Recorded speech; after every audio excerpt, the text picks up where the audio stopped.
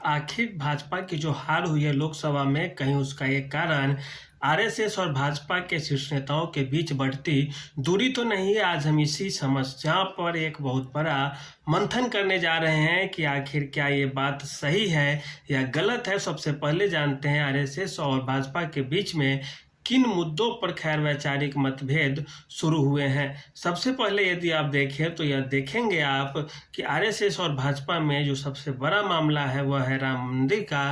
राम मंदिर को भाजपा चाहती थी राजनीति का रंग दिया जाए।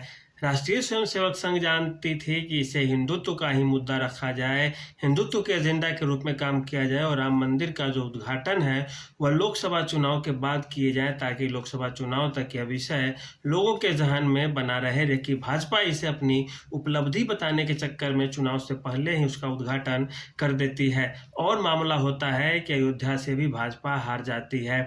दूसरी बात की जाए तो भाजपा उत्तर प्रदेश जैसे राज्यों में भी 10 से 12 सांसदों के टिकट काटने के चक्कर में थी आरएसएस, जबकि भाजपा ने ये ऐसा नहीं किया और इस चक्कर में कई सीटें हार भी गई। राजस्थान जैसे राज्यों में वसुंधरा राजे जैसे जो 10 वर्षों तक मुख्यमंत्री रही थी राजस्थान का, कहीं भी चुनाव प्रचार करते उस तरह से नहीं दिखी जैसे आक्रामक तरीके से भाजपा प्रचार करती है। संघ के कोई भी बड़े नेता राजस्थान में नहीं उतरते हैं, फल होता है राजस्थान से ज़्यादातर सीटें भाजपा हार जाती है। मध्य प्रदेश में बात की जाए तो मोहन यादव जो नए मुख्यमंत्री है भाजपा के आरएसएस बैकग्राउंड के हैं, वे अपना दमखम लगाकर सीधे सीधे चुनाव लड़ते हैं और एक तरह से आरएसएस भी वहां पे काफी मदद करती है और 29 के 29 सीटों मध्य प्रदेश से जीत जाती है भाजपा। एक छिंदवाड़ा जो फंसता था हर साल, वह भी इस साल भाजपा निकाल लेती है।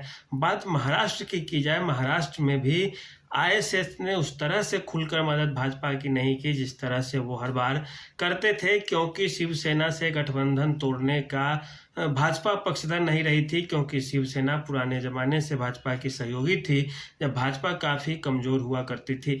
जेपी नड्डा चुनाव के समय एक ऐसा बयान दे देते हैं, वे कहते हैं कि पहले भाजपा छोटी पार्टी थी, कमज़ोर पार्टी थी, इस कारण आरएसएस का मदद लिया जाता था।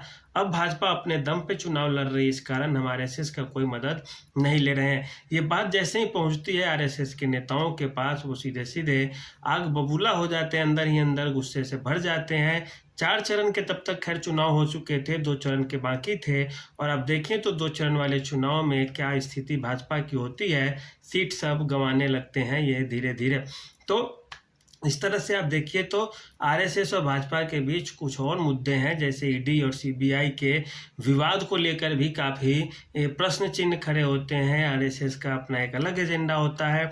आर्थिक नीतियों को लेकर भी देखें तो राष्ट्रीय स्वयंसेवक संघ भाजपा की नीतियों से प्रसन्न नहीं थी। इसके अलावा नितिन गडकरी का मामला होता है। नितिन गडकरी भी आरएसएस बैकग्राउंड से हैं, अच्छे खासे नेता समझे जाते हैं, वे भी चुनाव हार जाते, लेकिन अंत में नितिन गडकरी के लिए पूरे के पूरे संघ परिवार एक्टिव हो जाती है और नितिन गडकरी का चुनाव निकलता है। नहीं तो नितिन गडकरी भी महाराष्ट्र में इस बार नागपुर से हार सकते थे चुनाव। और इतना ही नहीं, बात ये भी है कई ऐसी राज्य ऐसे भी हैं जहां पे आरएसएस की निष्क्रियता, उत्तर प्रदेश भी देख सकते हैं आप, के कारण भाजपा बुरे तरीके से चुनाव हारी है। अन्यथा भाजपा यदि संघ के साथ चुनाव लड़ती मजबूती से कंधा मिला के, तो उसे किसी भी सहयोगी पार्टी की ज़रूरत नहीं थी, सहयोग लेने की ज़रूरत नहीं थी। खास करके जो दलित वोट बैंक है उस पर जितने आरएसएस की पकड़ हो गई है, वह और भाजपा दोनों अपने कैडर के साथ यदि खड़ा हो जाए तो किसी की हिम्मत नहीं है कि भाजपा जैसी पार्टी को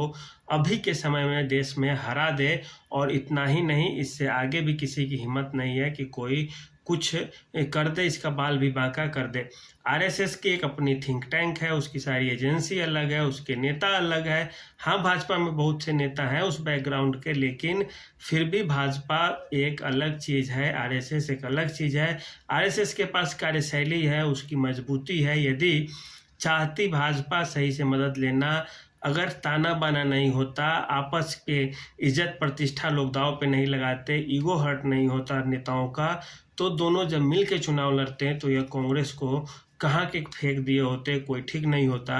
आरएसएस के जहाँ जहाँ स्ट्रॉन्ग होल्ड है, उत्तर प्रदेश है, महाराष्ट्र है, राजस्थान है, इन राज्यों में भी हार गई है भाजपा और ये भी ज़्यादा से ज़्यादा संख्या में इनका नुकसान हो गया है। इसका कारण है कि आरएसएस और भाजपा में सच में तालमेल उस तरह का नहीं था जिस तरह का होना चाहिए। आरएसएस अयोध्या राम मंदिर को लेकर विवाद में थी। जब ट्रस्ट बोला तो नृपेंद्र मिश्रा जो भाजपा के द्वारा चुने गए उनका भी विरोध आरएसएस के द्वारा किया जाता है।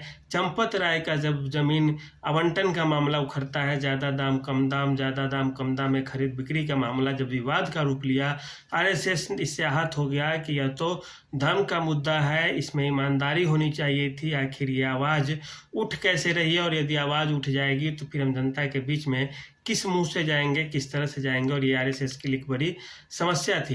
तो इन चीज़ों को लेकर आरएसएस और भाजपा के बीच में खींचतान चल रही थी और इस पर ध्यान नहीं दिया जाता है। इसका कारण होता है कि आरएसएस पिछले दरवाजे से मदद करने से थोड़ी बहुत हिचकिचाने लगती है और परिणाम यह होता है कि भाजपा ज़्यादा से ज़्यादा सीटें हार जाती है।